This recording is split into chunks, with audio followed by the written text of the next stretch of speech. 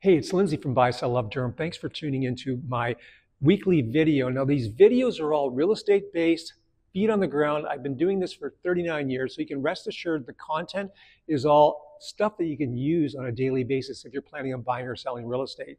If you like what you hear, if you like what you see, click the subscribe button.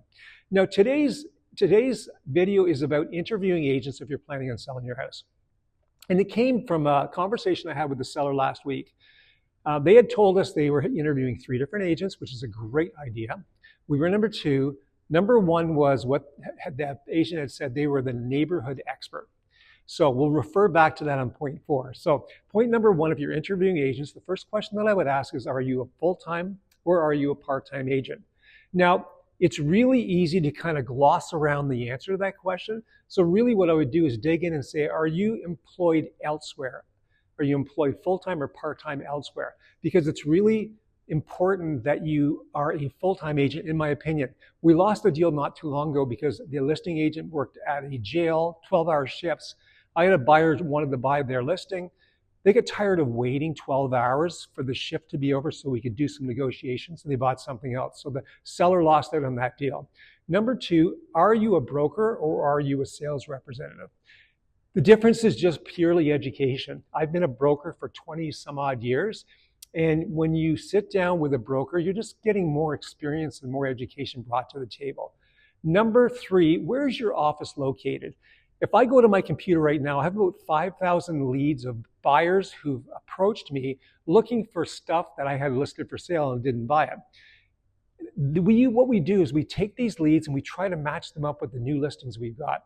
If I was to list something in Mississauga, say, I would have no leads to bring to the table for that. So it's critically important you deal with a local agent. Number 4 relates back to the conversation about the neighborhood expert.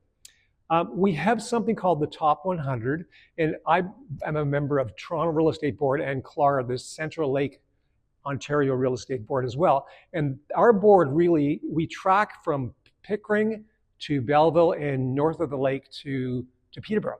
So there's 9,400 agents that did 1 transaction in that area. There are 4,700 agents that did 2 transactions, and there are 1,600 agents that did 3 transactions. That means that 6,500 agents out there out of 9,400 did 3 or less transactions. So there's a good chance that if you interview 3 agents, one of the agents or 2 or all 3 of those agents will be part of that group selling very little real estate. In fact, the neighborhood expert I checked sold 1 house last year. The next point number 5, is Google 5-star reviews. They're the most tried and true proven reviews. You cannot fudge or fake these reviews. Google 5-star reviews are the best reviews. So what I would do is I would interview the agent and ask them, can you direct me to your Google 5-star reviews to see how many you've got? Number 1, they have to have a Google business page, and number 2, they've got to have reviews. We have 135 reviews, 5-star reviews. And the last thing is, are you a solo agent or are you on a team? And the reason I bring that up is this. A lot of times when a seller meets an agent, they want that agent to negotiate on behalf with them if they trust them. So I guess the question that I would have is, who's going to be negotiating when an offer comes in on my property?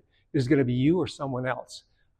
Because I find too that when you have that relationship and that connection, the seller wants to deal with the person across the table that they've met. If you've got any questions, I can be reached at 905 area code 743-5555. Drop me a note if you've got any questions in the comment section on YouTube or any of my social media platforms.